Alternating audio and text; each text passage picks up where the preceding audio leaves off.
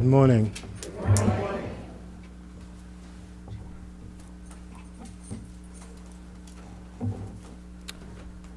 Many people coming into New Thought make the mistake of believing it's an intellectual journey where you ingest and you digest, and everything happens after that. Like eating, we ingest, we digest. This happens in the mouth, and then it goes down to the stomach. But not until it enters the intestines can it be appropriated. Our spiritual intestines is a subconscious phase of mind. Except a seed is planted, it can do no good. Many of us hear the word, and because it is so practical, we believe we know it. And we use the words, I know, because you can regurgitate it. Regurgitating is just to bring back up. We are not cows. Our spiritual journey begins with seeing, hearing, touching, tasting, smelling. We take that information in. We think on it. And then we send it down a little further to appropriate that it can become a belief. But it doesn't become a belief until it's practiced. That's where we fall down. Many of us could spout this truth. Wherever I am, God is. I am a spiritual being. There is power and value in my thinking. Practicing the presence, the law of demonstration. Don't mean a thing. Because when the storms come, if it doesn't work, it's because you have not worked it. This message appeals to the intellect. So it attracts a lot of people who are intellectually based.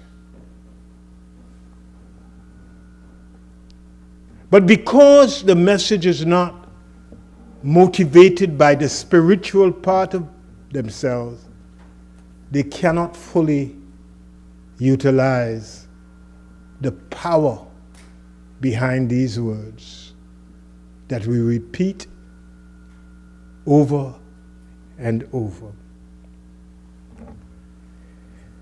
It is important to spend time aligning the intellect with spirit.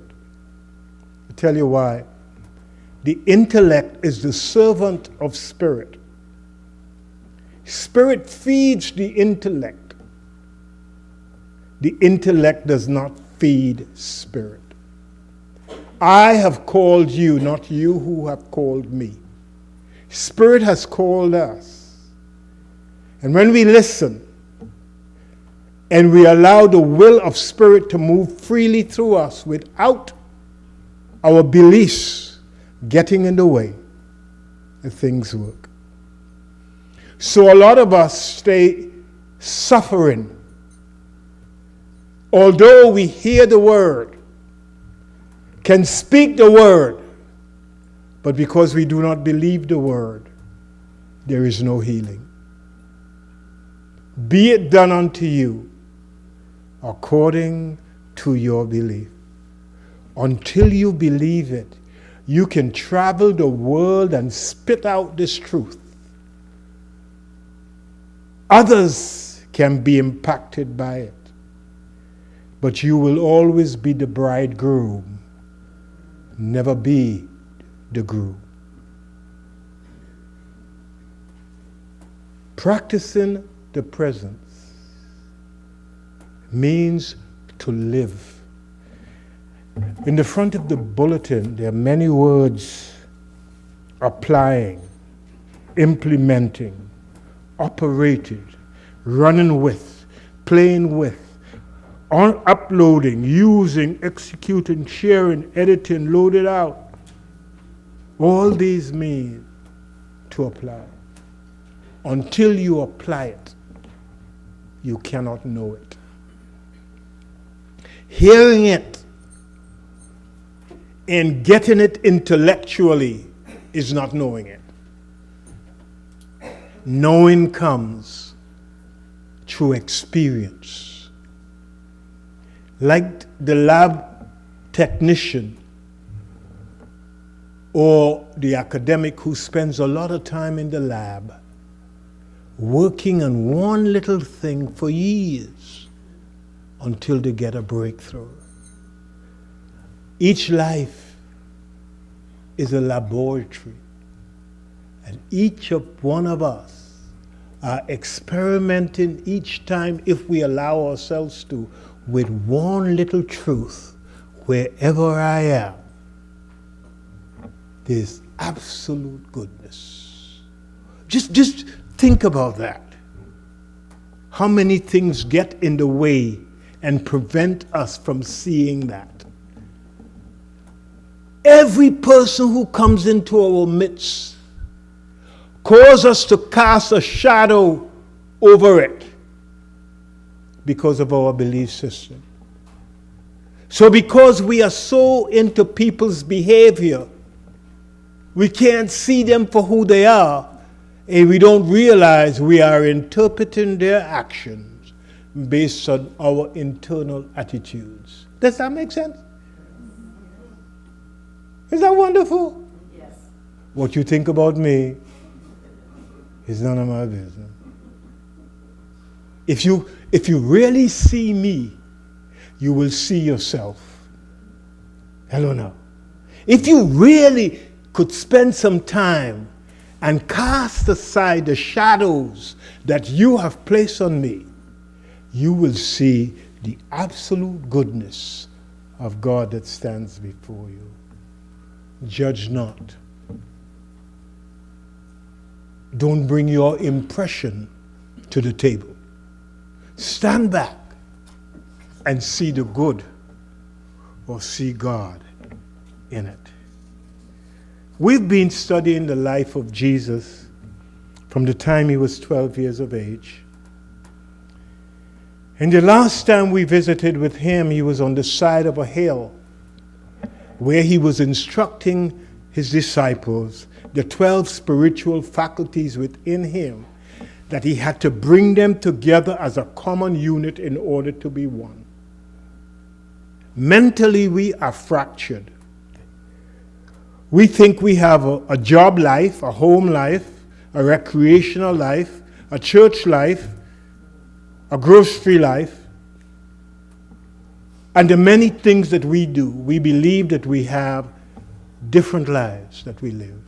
And in reality, we live one life. And wherever we are, we bring that fracturedness in our minds to wherever we are. The problems we have at home, we have at work. Based on our mentality, not on what is in the job situation, but what is inside our minds. So Jesus spent some time and he told them, you are the light of the world, you are the salt of the earth. Wherever you are, you should be making this positive example of yourself, that people would recognize God in their midst and want to change to reflect God in their own midst. That is our role. And until we come to be doing that, we are just listeners of the word, but not doers of the truth. And until we become doers of the truth, we will find ourselves on a stormy day with our house blown apart because we did not build our consciousness on that solid rock. Wherever I am, God is. It sounds very simple. You hear it and yeah. Oh my God, that sounds so good. And we walk away from there and we see like somebody else. And we say internally, that can't be God.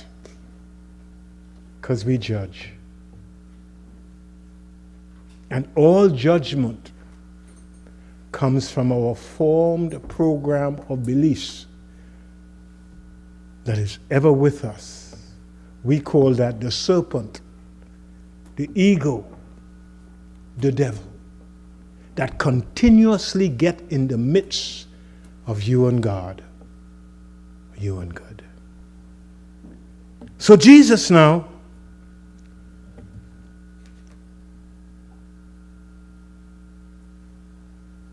comes down from the mountain. Coming down from the mountain meant that we are still in a highly spiritually developed state of mind. But immediately as he comes down, all sorts of circumstances, the first thing that greeted him was a leper. A leper means uncleanliness. Sometimes we are in this high state and something happens in the midst of us, and the uncleanliness that we have had before we went up, it comes back. Has that ever happened to you? You're feeling good, so good. And then somebody says something and you get nasty. Just before you went up. So the practice is, once we go up, we don't come down. Now that's the practice. You go up, you stay high. They play low, you play high. You stay in the clouds. But we have the habit, because we are control freaks, we believe we should be in charge. That's why we draw back to us all the stuff that we thought we had cleansed. Haven't you felt you had cleansed your mind and you're going good? Huh?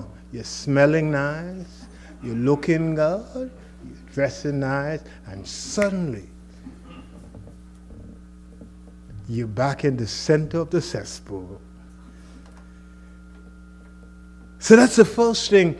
We have to cleanse the unclean aspects of our being. This is not about a man who's a leper.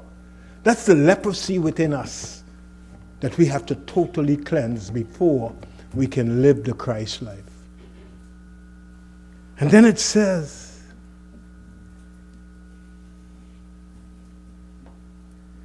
a centurion came to him asking for help.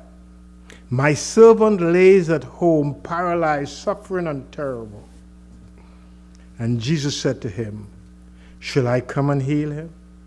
And the centurion said, Lord, I do not deserve to have you come onto my roof, but speak the word.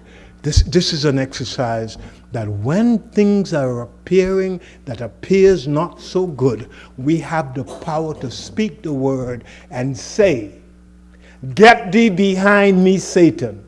You are not real. Get thee behind me. You have no power. I have the power to reclaim the goodness letteth in me. Helena, wherever you are, you could speak the word and declare the absolute goodness of God in the presence of all sorts of stuff that sometimes happen to us. There's 2. 3. It says that Jesus enters the house of Peter's mother-in-law who had a fever, and he touched her. Meaning, when you are in a high state of mind, wherever you are, anything that you lay your hands on must be restored. We're not talking about outside, we're talking about inside. This work is an inside work. The mother-in-law, as a woman, she means a part of our emotional state that we need to lift up. We need to constantly check our emotions out and raise them up. It's not Peter's mother, a woman. This is your emotions that you have to keep working with to bring them in line with your spirituality. Then he says,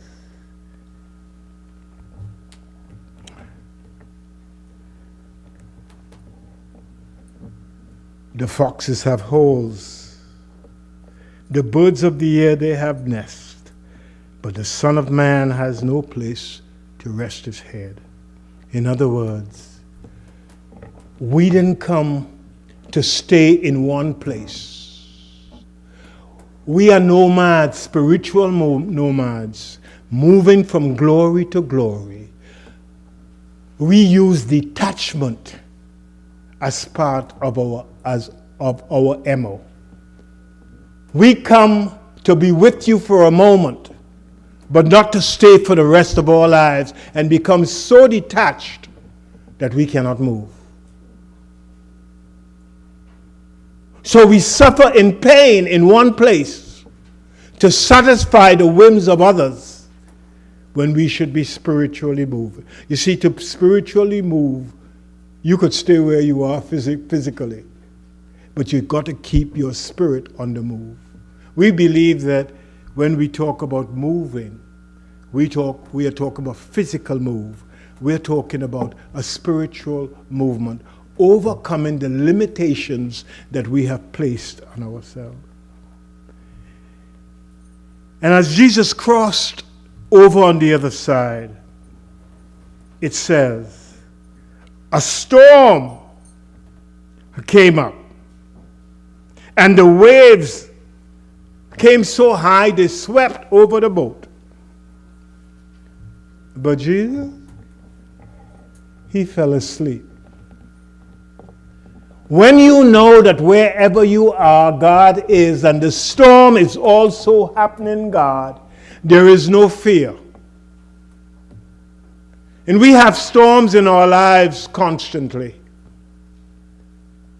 In different areas of our lives, there are shortcomings, and sometimes we feel we are flooded with all sorts of terrible situations. But you know why we could sleep? We know that wherever we are, God is. Yea, though I walk through the valley of the shadow of death, I am not afraid, because God with me. I am like a Moses standing by the Red Sea and don't know what to do. And a voice says, just cast your rod. Use your faith, Moses, and see yourself on the other side. See the storms ceased, and walk freely to that place that you want to get to. Don't let what people say or what you think they are doing to you get you from living the life that you have to live in Christ. Move over and find a comfortable place in God just to rest, knowing that if God brought you here, God would take you through it and bring you on the side of peace. Wow! And Jesus restores 2 demon-possessed men. People who believe in 2 powers. Because there are a lot of New Thought people who believe in God. But I really believe in the devil.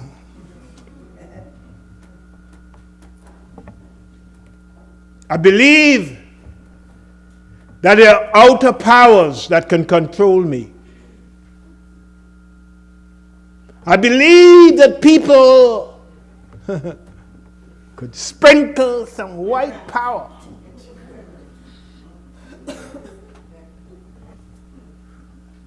I believe that some people have the evil eye. Believe all this nonsense. If you believe this nonsense, you are possessed with the devil. That's what it means. There's only one belief. I believe in God. So how can I believe in God and believe in something other than God? That means I'm possessed.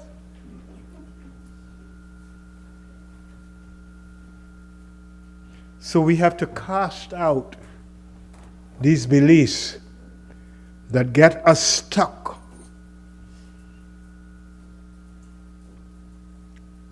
And the next miracle that Jesus did,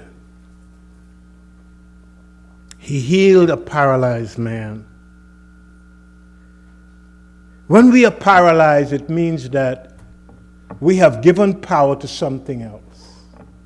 We have fallen short of who we really are. So that when things happen, we have no power. Because we have given power to somebody else. And if that person is not there, I don't have the answers to the seeming problems that I have. You ever been like that? I'm waiting for Evan to come back to open the door. Hello? We do that. We give power to other people. Huh? Because we believe we can't do anything. And Scripture says, I can do all things through Christ in me. When you're paralyzed, you can't move. Sometimes fear paralyzes and anger paralyzes. You ever get so angry that you're paralyzed? Huh? Anybody in here? I am telling you my story. I'm just asking you if you could identify with my story. Yes. If you can't, you're in the wrong place.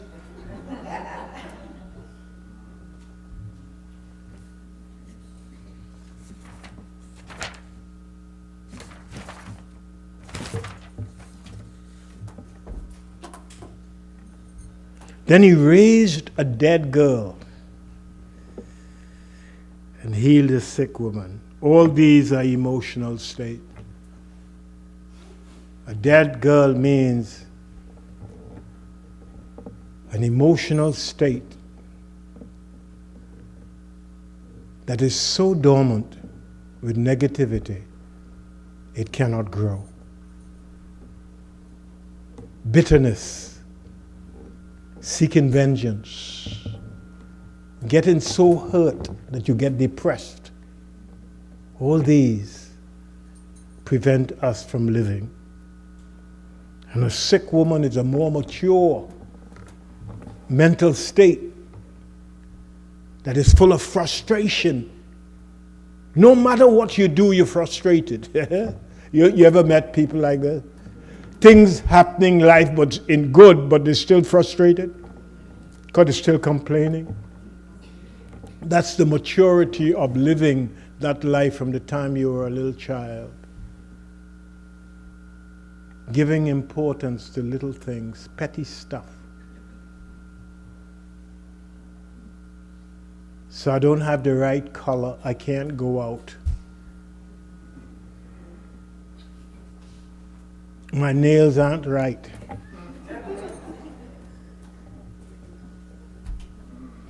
Hello?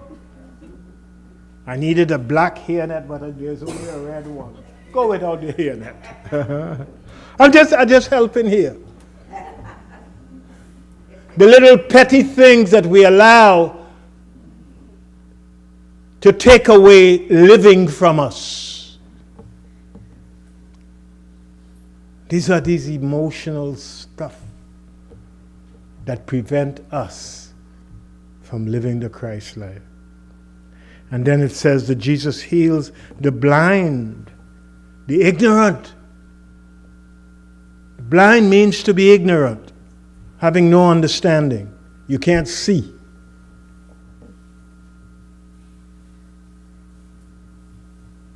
You know, because you're stuck in a place that is obscure. You're stuck. Can't move. Because you want to believe in God, but you want to believe in the outer world. You can't serve two masters at the same time.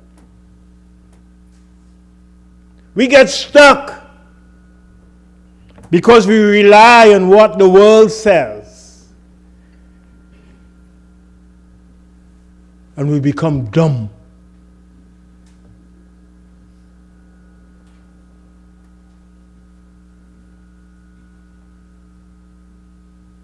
We good?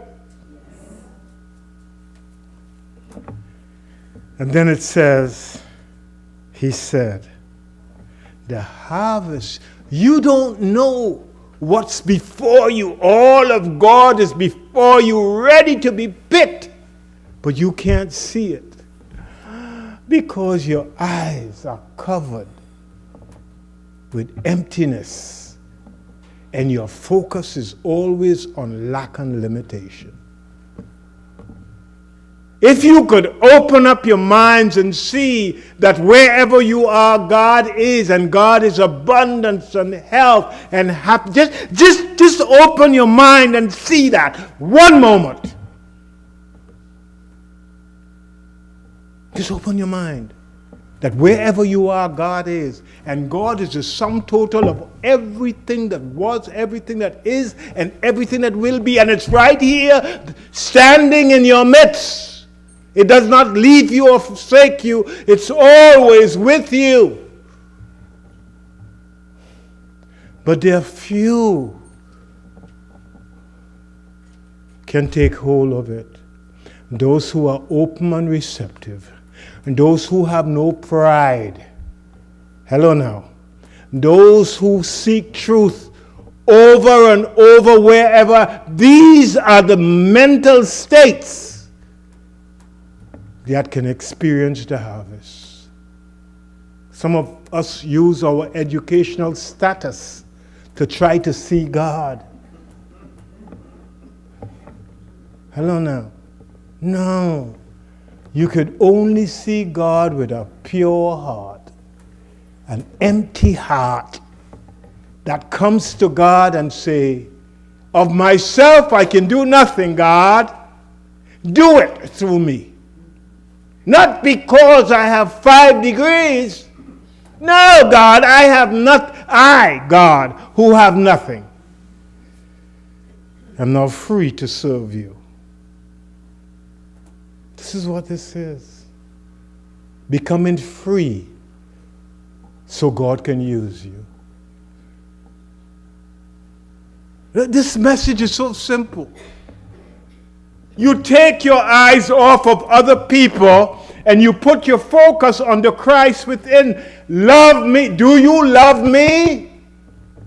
And me alone? Do you love the God presence in you and God presence in you alone? But you look outside there and you see somebody else. You're telling God, what about him?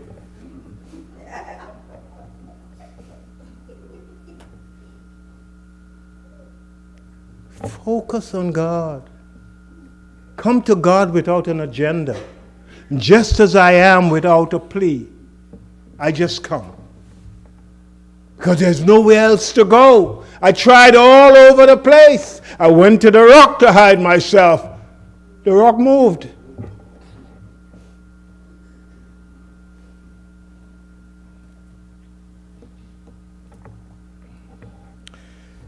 And then Jesus sent his disciples out into the world. This is the best part. Having all this information now, The world is wherever you are. You now have to go out and live it. The time for sucking in is finished. The time for experiencing is now. Let's see how you have taken care of your emotional deficiencies. Let's see how you could stand up to the waves and say to the waves, hey man, stop there. Let's see how you could part the Red Sea.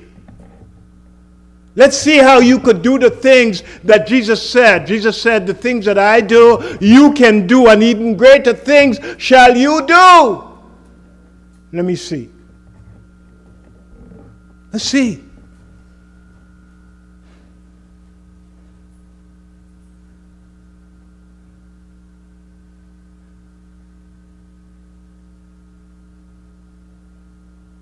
He says, the student is not above the teacher, because the teacher is God.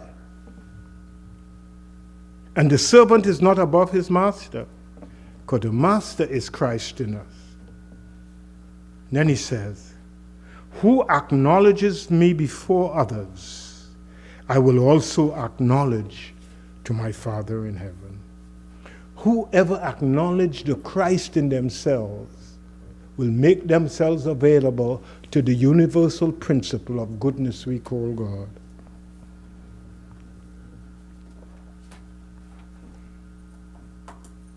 He says, I love this part. Don't suppose that I came to bring peace to the earth. I did not come to bring peace. I come with a sword to turn everything upside down so that you could get the truth, so you could start living in the truth. You want somebody who appears nice to come to you. Well, you know, I love you so much, and I will help you with the truth. No, you need somebody who will tell you the truth. You're acting like a...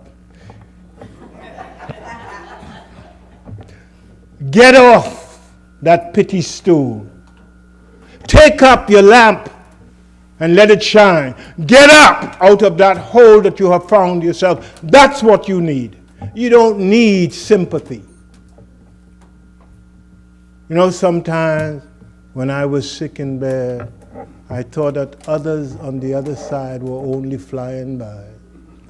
And those I attracted were people like myself. How come when I get so down, I only get people who could tell me, you know, you're down? No. I need somebody who can tell me, Evan, get your big fat self out of that bed. You could have put self and you could put whatever word you want, but out of the bed. Get up and live. Stop moaning and groaning. You have God in you. You have the power to lift yourself, raise yourself up from the dead. Death means lack of living, stagnation that breeds frustration, that breeds resentment, that breeds all sorts of negative states. When you're dead. Are you dead? Don't answer verbally. Answer yourself. All right.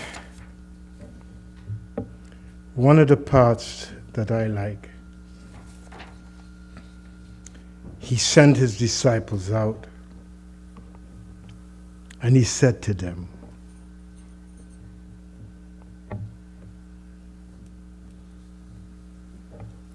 you have to be willing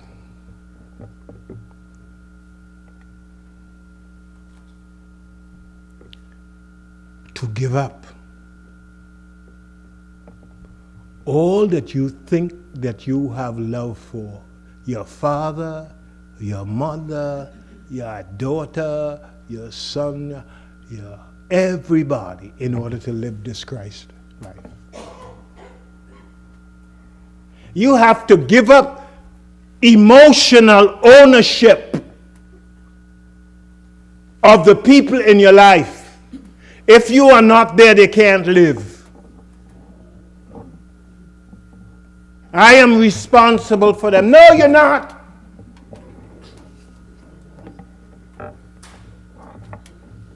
God is life in them, and once they have God in them, they are responsible for living their own lives.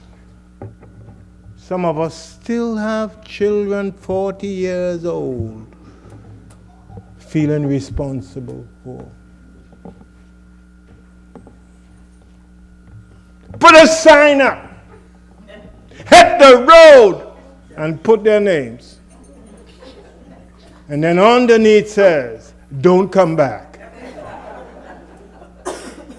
No, you are responsible for your life.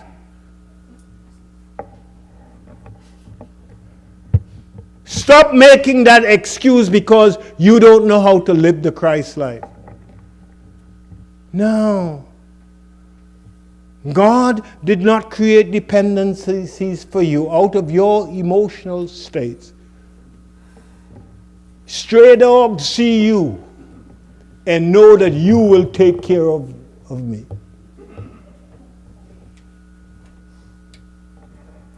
Because you don't go to good dogs that have tail up in the air. You go to dogs that walk this way. And the dogs know you. My sheep hear my voice, and I know them. Start living from up here, not down here. Stop living from sorrow-based to empowerment and empathy-based. Start living. I understand your plight, and I am come down to help you. Now get up and take your bed with you. Get up, take your bed with you. Prove that you have the strength to take yourself up and take your bed up with you. Your bed is your mat. It is not that heavy. We good? And then he sent them out and he said to them, if you come, take no purse. If you really believe that God is your source and your supply, don't concentrate on the expenses.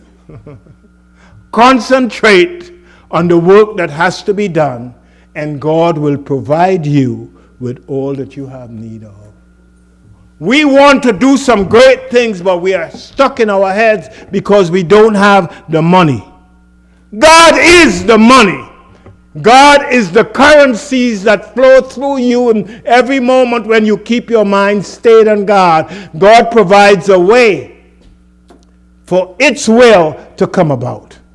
Because God wants you to bring His will into manifestation. Trust in God with all your might. And the right people will come. The right money will come. The right everything will come. For a small organization, well, we get things done because we don't focus on the lack. We focus on doing the work. Focus on doing the work.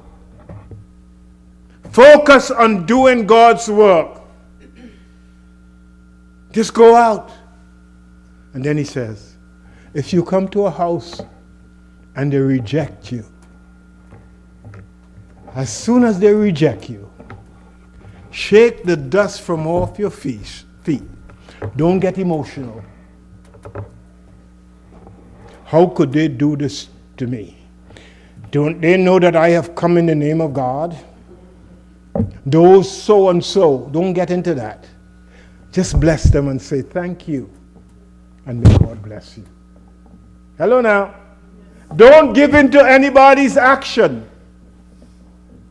Hello now. Be always proactive. Shake it off and move on. They have a right to be who they are and to do what they have to do. We don't always agree, but I could walk away. What I have to say is not the only thing that has to be said. If you don't agree with me, God bless you. I ain't fighting with you. Hello? Hello? Living the Christ life is a life of total focus. It's to love the Lord thy God with all of you. And anything that is not directly in line with God, set aside so that God could be. God bless you.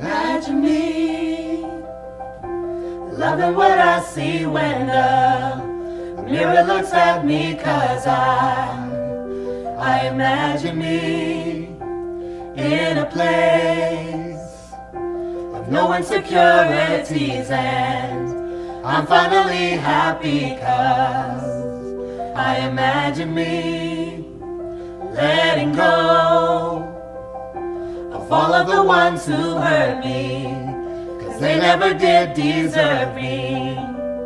Can you imagine me saying no to thoughts that try to control me, remembering all you told me? Lord, can you imagine me over what my mama said, and even what my daddy did, and I wanna live and not read that page again. Imagine me being free, trusting you totally. Finally, I can imagine me. I admit it was hard to see you being in love with someone like me.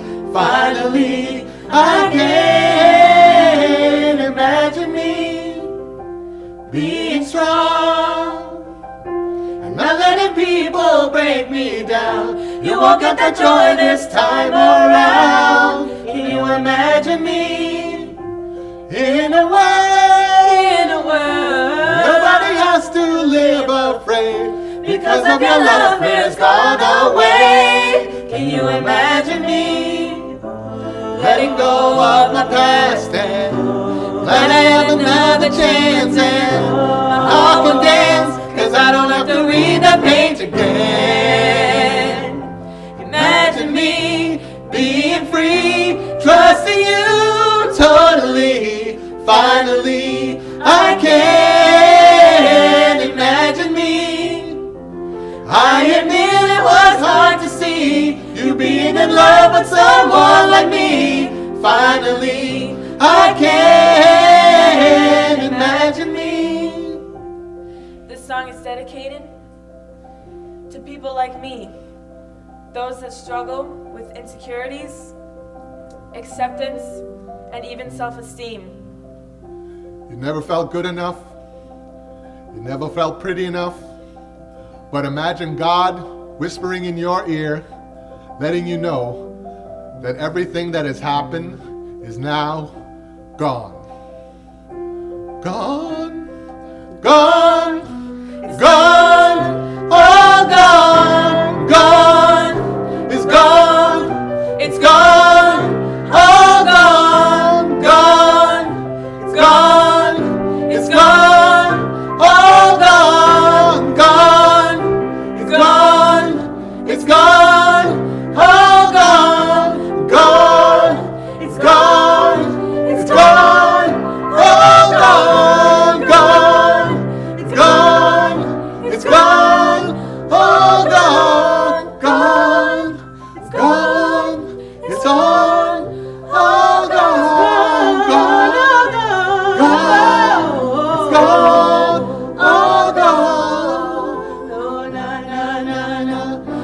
na na na na na na. Oh na na na na. Oh na na na na na na. Oh na na na na. Oh na na na.